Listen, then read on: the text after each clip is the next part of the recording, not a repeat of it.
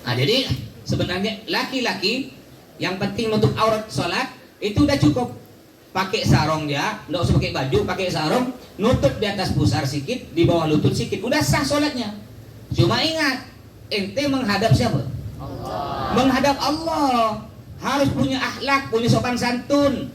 Masa menghadap Allah pakai kaos oblong? Masa menghadap Allah cuma pakai sarung, nggak pakai baju? Ada biasa santri yang penting kan sah, secara fikih sah, betul.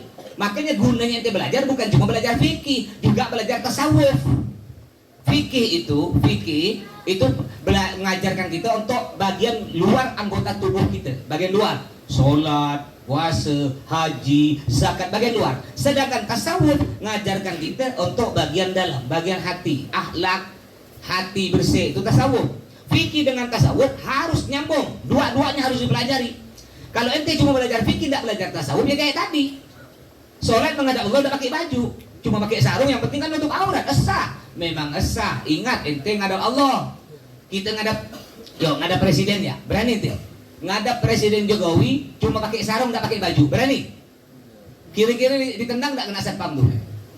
Ente nggak pakai baju, ya pakai sarung nggak? Pergi ke kantor presiden, baru ketemu pas pampres, pengaman presiden di gerbang. Nggak bagus.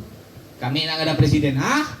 Pengajar kalau nggak presiden pakai baju, diusir nggak? Diusir. Ngadap presiden itu ada aturannya ya. Ngadap ke istana negara, jangankan ke presiden, datang ke kantor-kantor di Pontianak nih, ada aturannya. Harus pakai sepatu. Ada kantor yang pakai aturan. Nggak boleh pakai sendal, harus pakai sepatu. Nggak boleh pakai kaos oblong, harus pakai baju kemeja. Harus masuk dalam. Hanya ngadap manusia. Pakai pakaian rapi. Gimana itu ngadap Allah? Ini ngadap Allah cuma pakai kaos oblong. Kaos dalam begini nih. Pakai kaos dalam ini nih, Puyuh. Masa ngadap Allah pakai kaos gini? Memang nak main bola. Udah pakai kaos ada bacaannya. Di belakang aku kerak. Ya. Gimana sholat ente mau diterima? Makanya sholat ente kalau ingin diterima, sholatnya bukan hanya sah-sah saja, harus punya akhlak menghadap Allah. Rapi. Ya.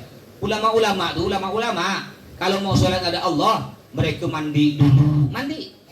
Mandi itu hukumnya mubah. Anda dapat pahala ente mandi. Cuma kalau ente niat kan dapat pahala. Makanya ente niat mandi. Tiap mandi ente niat dalam hati. Selama niat ana mandi agar badan ana sehat, kuat untuk ibadah, kuat untuk taklim. Mandi dapat pahala. Tapi kalau ente tidak niat, tidak dapat pahala. Jadi ulama-ulama mandinya niat untuk sholat biar kuat, dapat pahala. Setelah itu mau pakai pakaian yang terbaik untuk menghadap Allah, pakai gamis, pakai takwa, pakai sarung, pakai celana boleh, tak apa-apa, pakai songkok. Ini nggak ada Allah, tidak pakai songkok, makruh. Memang sholat ente sah, tapi hukumnya makruh. Makruh artinya itu tak bagus, pahalanya berkurang. Ingat, kita sholat ini mau nambah pahala atau mau ngurang pahala? Mau nambah pahala. Alasannya nggak sempat mas pakai songkok, nggak sempat. Songkok itu kecil. Songkok kecil. Nih songkok nih. Apa ini? Ya. Songkok kecil, lihat. Songkok kecil bisa dilipat masuk dalam kocek. Ada orang alasan tak sempat, ente bilang bahwa songkok tak sempat, rokok sempat. Betul? Rokok sempat, HP tak pernah lupa, helm besar di bawah. Masa songkok kecil tak bisa?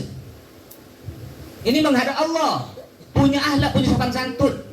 Ini ulama-ulama kalau sholat begitu, mandi dulu pakai pakaian terbaik, menghadap Allah pakai songkok. Kalau perlu pakai sorban, pakai imamah. Nih, kalau kita sholat pakai rida yang disimpan di sini, pahalanya sama dengan 70 kali sholat. Pakai sholatnya pakai siwak, pahalanya sama dengan 70 kali sholat. Yang laki-laki kalau sholat pakai imamah, pakai sorban ini, pahalanya sama dengan 70 kali sholat. Tapi anak belum haji mas, masa anak pakai imamah? Memangnya kalau pakai imamah harus Pak Haji? Memangnya kalau pakai songkok putih harus Pak Haji? Berarti kalau udah haji pakai songkok hitam masuk neraka gitu? Mas udah haji berapa kali, ini mas haji lagi keempat kalinya pakai songkok hitam. Kalau ceramah nggak boleh, bebas. Yang penting dalam sholat. Ente kalau sholat pakai imamah. Tapi kalau di luar sholat jangan. Kecuali peraturan taklim. Maksudnya di luar sholat juga di luar, di pasar. Jangan pula di pasar ente pakai sorban begini. Karena ini pakainya ulama. takut-takut ente dikira ulama pakai sorban begini, pakai sorbannya besar kayak ban Vespa, begini.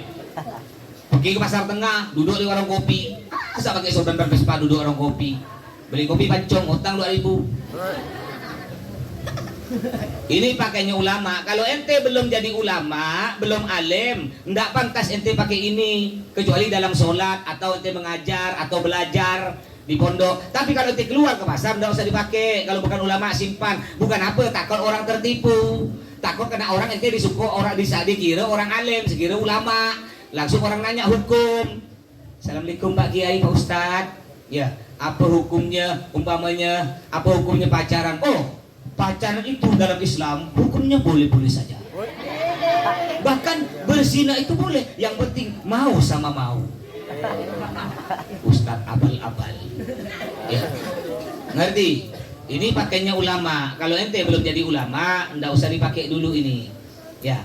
Makanya Mas kalau ceramah ndak pakai ini, Mas pakai songkok hitam. Kenapa? Mas belum pantas pakai ini kalau ceramah. Kecuali kalau di pondok ngajar, belajar khotbah Jumat ndak apa-apa khotbah Jumat. Tapi kalau ceramah lepas Mas belum mau. Mas pakai songkok hitam. Kenapa Mas ndak pakai ini? Itu pakainya ulama. Mas belum bukan ulama. Nah, kalau kayak Habib Toha Al-Jufri, beliau Habib ulama pantas. Ya, kalau Ustadz Somad dia alim kayak gitu. Ustadz Somad tuh pakai ndak pakai surban kan? Gus Baha alim. Nah, kayak Buya Yahya itu pantas, beliau ulama. Tapi kalau ente pergi ke pasar ikan pakai imamah, pasar ikan ada cewek-cewek, malu kayak surban ente kayak mama ente, pak? Ya, Stamir.